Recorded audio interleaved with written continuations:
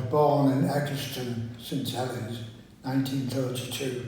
12 of us with mum and dad, and we all brought up during the war. And it was hard times. Done 2 years in the cadets, you know, just so that taught me a little bit, discipline. Yeah. Then I had to go in the National Service for 2 years. Yeah. I was on the draft to Korea. We were stationed at Oswestry, then Kinmel Park Rail, where we learned driving the wagons and the 25-pounder guns. I passed my test driving one of them. So we've done all the training for going abroad.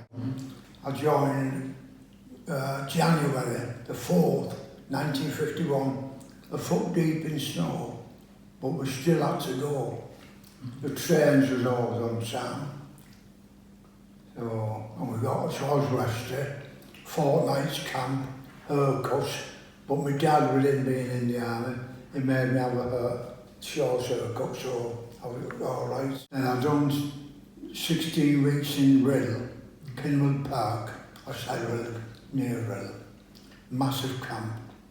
We're driving, we're shooting, bayoneting, done all that training. Then we had all the inoculations ready for. Then we went to Woolwich, where we'd been bundled up with a brand new rifle. Then we got to Woolwich for 3 weeks, went home on vacation leave. All my family then was going to wave me off from Liverpool on the Empress of Canada.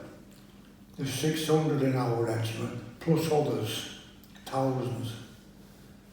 Anyway, I'm not going through all the lot. The last day, we had to have MFI, free from infection. Of course, that's cough, you know, cough. And they found something wrong with me. And they said, stand at one side. So all my mates are queuing up, cough, cough, cough, cough. So I'm stood up. So I asked this Lance Corporal in the medical corps. I said, what am I doing? He said, I don't know. He said, I don't know what's wrong. So when it's all gone through, the medical officer said, you're not going to Korea. Well, Hong Kong, then to Korea. I said, why? He said, there's something wrong with you. So I had to stay in Woolwich, have the operation 3 weeks. Then they sent me to Netley Hospital near Southampton, 3 months convalescence. Come back, Woolwich for 3 weeks. So I said, the major interviewed me. I said, can I catch my regiment now? Go to Korea? He said, no. He said, you've done 9 months training and all this. He said, I said, well, that's fine now. He said, but you'll have to ask your dad. So I said, right. How old have you been at the time then? Still 18. 18, yeah. I wrote to my dad, no telephones or anything, as you know. My dad had been bad, and he wouldn't sign for me until I was 18. So I ended up doing 3 weeks more at Woolwich, then I went to Rainhill, Salisbury Plain to finish my time off as a driver. And that was the time of my life then. Done all that, finished for 2 years. We had to do 4 years TA when I came out, at the end of 1952. Snowing again. And then we'd been on 25-pounders. They sent me to a unit in Liverpool and I didn't like it. So they transferred me to St Helens, where I lived near. I lived in St Helens then, where I was born. I got the transfer at Jubilee Barracks then, on the light attack guns during the 4 years. So I've done the 4 years. You know, you went away for a fortnight. You had to go Tuesday and Thursday, you know, for more training. And then at the end of the 4 years, I liked it that much. I loved it. I signed on every year. And I ended up doing 37 years altogether. I ended up doing MT Sergeant, MT's motor transport, looking after all the vehicles.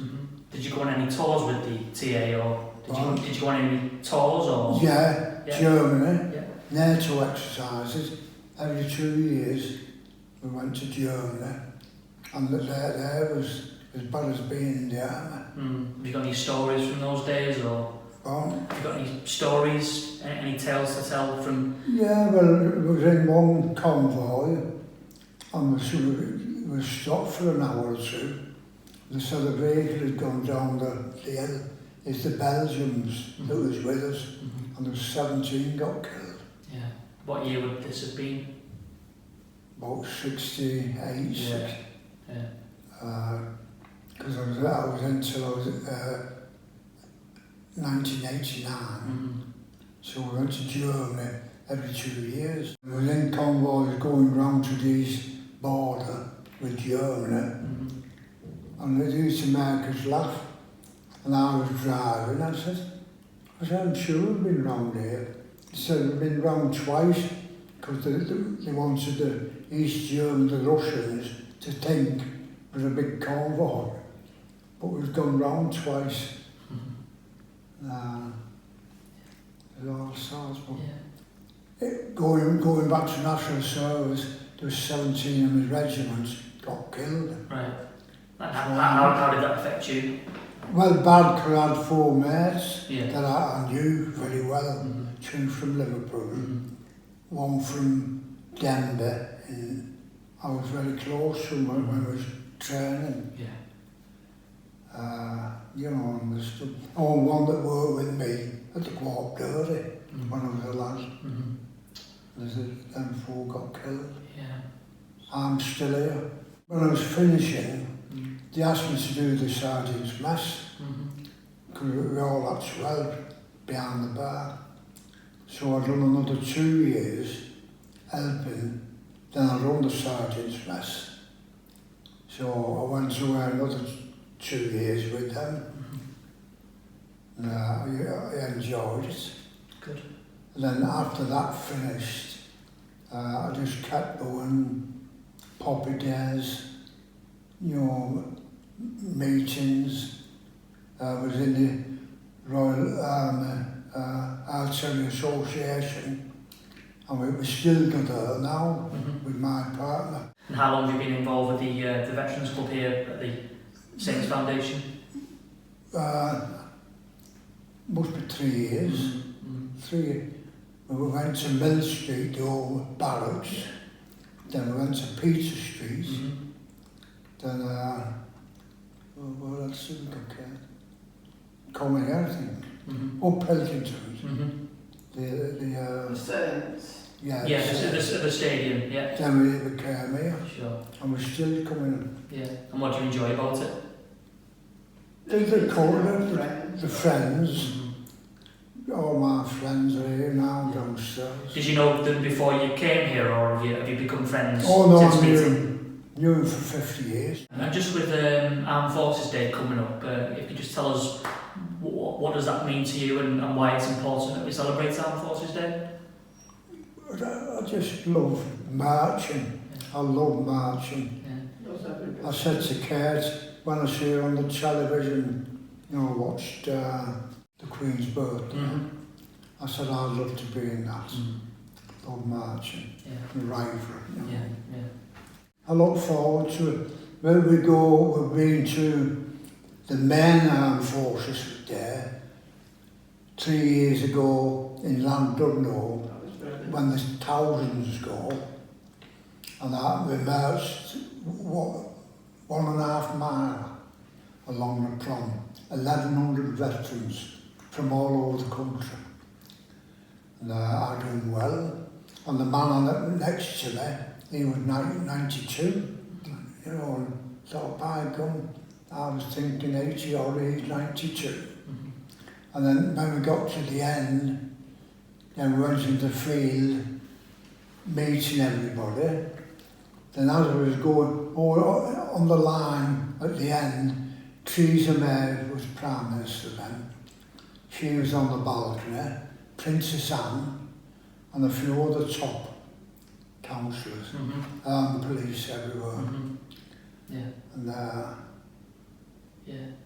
then when we were in there all day, we were coming home then everything was cordoned off.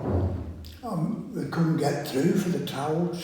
Yeah. Towels were red up there, blue, and had tie, medals. With it being narrow on the cars with Theresa May in, Princess Anne, Mm-hmm. I think it was Princess Anne, and the windows were open. Mm-hmm. And there's only men kept walking through, taking a shortcut. I touched her hand. Did you? Yeah. Mm-hmm.